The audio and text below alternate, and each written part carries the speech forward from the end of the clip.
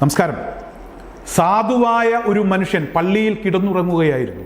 മുസ്ലിം ആയതിൻ്റെ പേരിൽ, ഒരു മദ്രസ അധ്യാപകനായതിൻ്റെ പേരിൽ മനഃപൂർവ്വം കലാപമുണ്ടാക്കണമെന്ന ഉദ്ദേശത്തോടു കൂടി RSS ക്രിമിനലുകൾ കഴുത്തറുത്തു കൊന്നു. 2017 നടന്ന സംഭവമാണ്.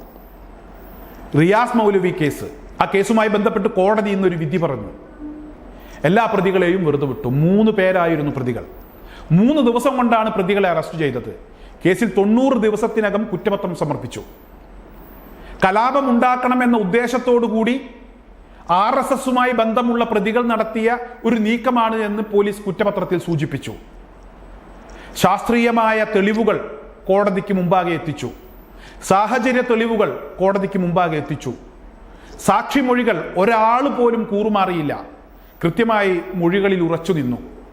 എന്നിട്ടും കോടതി ആ പ്രതികളെ വെറുതെ വിട്ടു. കോടതി വിധി കേട്ട് പൊട്ടിക്കരഞ്ഞ് റിയാസ് മൗലവിയുടെ ഭാര്യ കോടതിയിൽ നിന്നും ഇറങ്ങി വന്ന രംഗം, അതൊരു വല്ലാത്ത രംഗമായിരുന്നു. എന്നാൽ ഇപ്പോൾ കേരള പോലീസ് ഒരു മുന്നറിയിപ്പ് അവരുടെ പേജിലൂടെ, ഫേസ്ബുക്ക് പേജിലൂടെ പൊതുജനങ്ങൾക്ക് നൽകിയിട്ടുണ്ട്. അതായത് ഈ കേസിലെ വിധി പറഞ്ഞതുമായി ബന്ധപ്പെട്ട് ആരെങ്കിലുമൊക്കെ വിദ്വേഷ പ്രചരണം നടത്തിയാൽ അവർക്കെതിരെ ശക്തമായ നടപടി ഉണ്ടാകുമെന്നുള്ള മുന്നറിയിപ്പാണ് കേരള പോലീസിന്റെ വക വന്നത്. ഒരു കാര്യം മനസ്സിലാക്കണം, ഇവിടെ റിയാസ് മൗലവി കേസുമായി ബന്ധപ്പെട്ടുള്ള വിധി വന്ന ഉടൻ തന്നെ സാമൂഹിക മാധ്യമങ്ങളിൽ ഒരു വിഭാഗത്തെ പ്രകോപിപ്പിക്കുന്ന, അതിലുപരി സങ്കടപ്പെടുത്തുന്ന പലതരത്തിലുള്ള പ്രതികരണങ്ങളും നിറഞ്ഞു കവിഞ്ഞു. പ്രകോപിപ്പിക്കുന്നതിന് വേണ്ടിയാണ് റിയാസ് മൗലവിയെ കൊന്നത്. അതിന് കുറച്ച് വർഷങ്ങൾക്ക് മുമ്പ് കാട്ടൂര് ആലി മുസ്ലിയാരെ കൊന്നതും പ്രകോപിപ്പിക്കുന്നതിന് വേണ്ടിയാണ്. ഈ 2 മൗലവിമാരും ഒരു തെറ്റും ചെയ്തിട്ടില്ല. പ്രകോപനപരമായിട്ടുള്ള ഒരു പരാമർശം പോലും നടത്തിയിട്ടില്ല. ഈ 2 പേരെയും RSSന്റെ ക്രിമിനലുകൾ കൊന്നത് ഒരു മതവിഭാഗത്തെ പ്രകോപിപ്പിക്കുന്നതിന് വേണ്ടിയാണ്. ഹിന്ദു മുസ്ലിം ഐക്യം തകർക്കുന്നതിന് വേണ്ടിയാണ്. അത്തരത്തിൽ ഐക്യം തകർക്കുന്നതിന് വേണ്ടി, പ്രകോപിപ്പിക്കുന്നതിന് വേണ്ടി നിരപരാധികളായിട്ടുള്ള, നിരായുധരായിട്ടുള്ള, സാധുവായിട്ടുള്ള 2 മൗലവിമാരെ കൊലപ്പെടുത്തി. ആദ്യത്തേത് ആലി മുസ്ലിയാർ കൊലപാതകമാണ്. പലർക്കും ആ കൊലപാതകത്തെക്കുറിച്ച് ഓർമ്മയുണ്ടാകില്ല, അല്ലെങ്കിൽ അറിയില്ല. പാലക്കാട് ജില്ലയിലെ ചെരുപ്പൂർ സ്വദേശിയാണ് ആലി മുസ്ലിയാർ. അദ്ദേഹം പള്ളിയിൽ ജോലി ചെയ്തിരുന്ന ഒരു ഉസ്താദാണ്. അദ്ദേഹത്തെയാണ് ആദ്യം കൊലപ്പെടുത്തിയത്. കേരളത്തിലെ 2 സംഭവങ്ങളാണ്. 2017 റിയാസ് മൗലവിയെ കൊലപ്പെടുത്തിയത്. പ്രകോപനമുണ്ടാക്കുന്നതിന് വേണ്ടി മനഃപൂർവ്വം നടത്തിയ, കലാപം ഉണ്ടാക്കുന്നതിന് വേണ്ടി മനഃപൂർവ്വം നടത്തിയ RSS ക്രിമിനലുകൾ നടത്തിയ കൊലപാതകം. ആ കേസുമായി ബന്ധപ്പെട്ട് 3 പ്രതികളെ കോടതി വെറുതെ വിട്ടു. ആ പ്രതികളെ വെറുതെ വിട്ടപ്പോൾ ഇവിടെ അതിനെതിരെ, ആ വിധിക്കെതിരെ പ്രതിഷേധിക്കാനോ അല്ലെങ്കിൽ പ്രതികരിക്കാനോ പാടില്ല എന്ന ഒരു മുന്നറിയിപ്പ്. പ്രതിഷേധിച്ചാലോ പ്രതികരിച്ചാലോ ഇവിടെ എന്തൊക്കെയോ തകർന്നു വീഴുമെന്നാണ് പറയുന്നത്. എന്നാൽ പ്രകോപിപ്പിക്കുന്നതിന് വേണ്ടി നടത്തിയ കൊലപാതകം, 2 കൊലപാതകങ്ങൾ, അവസാനം റിയാസ് മൗലവിയുടെ കൊലപാതകം, അതിനുശേഷവും അതിനു മുന്നേയും പ്രകോപനമുണ്ടാക്കുന്ന നിരവധി പരാമർശങ്ങൾ നടത്തിയിട്ടുണ്ട്, നിരവധി പ്രസംഗങ്ങൾ നടത്തിയിട്ടുണ്ട്. അതിനെതിരെ ഒന്നും നടപടി ഉണ്ടായിട്ടില്ല. ഇപ്പോഴും അത് തുടർന്നുകൊണ്ടിരിക്കുകയാണ്. പ്രകോപനമുണ്ടാക്കുന്ന തരത്തിലുള്ള പല പ്രതികരണങ്ങളും പല ഭാഗങ്ങളിൽ നിന്നും വന്നുകൊണ്ടിരിക്കുകയാണ്. തുടർച്ചയായി നിരാശപ്പെടുത്തിക്കൊണ്ടിരിക്കുന്നു, സങ്കടപ്പെടുത്തിക്കൊണ്ടിരിക്കുന്നു. ഈ ഒരു സമയത്ത് തന്നെ പ്രകോപനമുണ്ടാക്കുന്ന ആളുകൾക്കെതിരെ നടപടി സ്വീകരിക്കേണ്ടതിന് പകരം, അത്തരത്തിൽ പറയേണ്ടതിന്, അത്തരത്തിൽ മുന്നറിയിപ്പ് കൊടുക്കേണ്ടതിന് പകരം കേരള പോലീസ് നിരാശപ്പെടുത്തിയെന്ന് പറയാതിരിക്കാൻ കഴിയില്ല. കാരണം എല്ലാം സഹിക്കാൻ വേണ്ടി വിധിക്കപ്പെട്ട ഒരു വിഭാഗമാണ് ഇവിടുത്തെ മുസ്ലിങ്ങൾ. അക്കാര്യത്തിൽ ഒരു തർക്കവുമില്ല. എവിടെ നോക്കിയാലും മുസ്ലിങ്ങൾക്കെതിരായിട്ടുള്ള അക്രമങ്ങൾ നടക്കുകയാണ്. ഇന്ത്യ മഹാരാജ്യത്ത് എത്രയെത്ര പ്രശ്നങ്ങളുണ്ടായി. നമ്മുടെ കേരളം വ്യത്യസ്തമായിരുന്നു, വേറിട്ട് നിന്നിരുന്നു.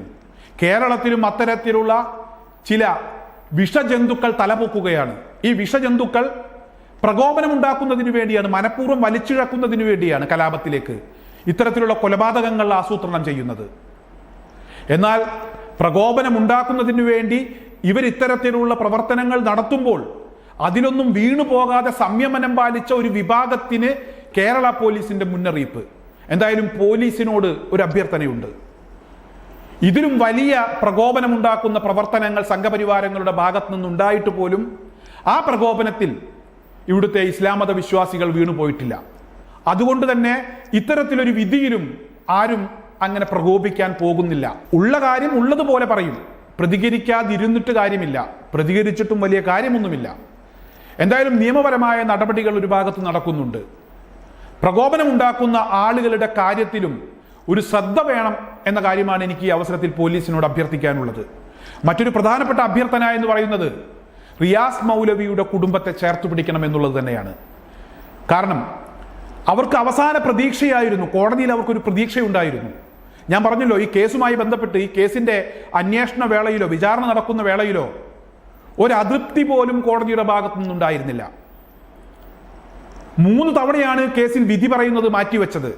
അവസാനം വിധി പറഞ്ഞപ്പോൾ കുറ്റകൃത്യത്തിൽ ഏർപ്പെട്ടവരൊക്കെ പുണ്യാളന്മാരായി. ഇപ്പോൾ ഈ വിഷയവുമായി ബന്ധപ്പെട്ട് ആരെങ്കിലുമൊക്കെ പ്രതികരിക്കുന്നുണ്ടെങ്കിൽ അവരൊക്കെ നോട്ടപ്പുള്ളികളാവുന്ന ഒരു സാഹചര്യമുണ്ടായി. എന്തായാലും റിയാസ് മൗലവിയുടെ കുടുംബത്തെ ചേർത്ത് പിടിച്ചേ മതിയാകൂ. അവർക്കാവശ്യമായ എല്ലാ സഹായങ്ങളും ചെയ്തു കൊടുക്കണം എന്ന് മാത്രമാണ് എനിക്ക് ഈ അവസരത്തിൽ അഭ്യർത്ഥിക്കാനുള്ളത്. കാരണം അവരുടെ എല്ലാ പ്രതീക്ഷയും നഷ്ടപ്പെട്ടു. ചെറിയ വരുമാനത്തിന് പള്ളിയിൽ ജോലി ചെയ്ത് കിട്ടുന്ന തുച്ഛമായ വരുമാനം കൊണ്ട് ജീവിച്ചിരുന്ന ഒരു കുടുംബമാണ്. ഇനി എന്തായാലും അവർക്ക് സ്വന്തം നിലക്ക് കേസ് മുന്നോട്ട് കൊണ്ടുപോയേ മതിയാകൂ. അപ്പീൽ പോകേണ്ടതുണ്ട്. പ്രോസിക്യൂഷൻ അപ്പീൽ പോകുമെന്ന് പറഞ്ഞിട്ടുണ്ട്. എന്തായാലും അവർക്കും ഈ കേസുമായി ബന്ധപ്പെട്ട് ഒരുപാട് കാര്യങ്ങൾ ചെയ്യേണ്ടതുണ്ട്. ഇത്തരത്തിലുള്ള കൊലപാതകങ്ങൾ ഇനിയും സംഭവിച്ചുകൂടാ. ഒരു വിഭാഗത്തെ പ്രകോപിപ്പിക്കുന്നതിന് വേണ്ടി തലപ്പാവ് ധരിച്ച, തൊപ്പി ധരിച്ച ആളുകളെ തിരഞ്ഞു പിടിച്ച് അവരെ വകവരുത്തി, എന്നിട്ടും ആ വിഭാഗം സംയമനം പാലിച്ച് ഒരു പ്രശ്നങ്ങളുമില്ലാതെ മുന്നോട്ട് പോകുമ്പോൾ വീണ്ടും ആ സമുദായത്തിന് തന്നെ, ആ വിഭാഗത്തിന് തന്നെ മുന്നറിയിപ്പ് കൊടുക്കുന്ന ഒരു സാഹചര്യമാണ് ഇന്ന് നമ്മുടെ നാട്ടിൽ നിലവിലുള്ളത്. അതുകൊണ്ട് ഇനിയും ഇത്തരത്തിലുള്ള സംഭവങ്ങൾ ഉണ്ടായിക്കൂടാ. അതിനെതിരെ ശക്തമായ രീതിയിൽ തന്നെ നിയമ നടപടികളുമായി മുന്നോട്ട് പോകേണ്ടതുണ്ട്. അതുകൊണ്ട് തന്നെ ആ കുടുംബത്തെ ചേർത്ത് പിടിക്കേണ്ടതുണ്ട്. ഓരോരുത്തരും അവരവരുടെ കടമ നിർവഹിക്കണമെന്ന് മാത്രമാണ് എനിക്ക് ഈ അവസരത്തിൽ അഭ്യർത്ഥിക്കാനുള്ളത്.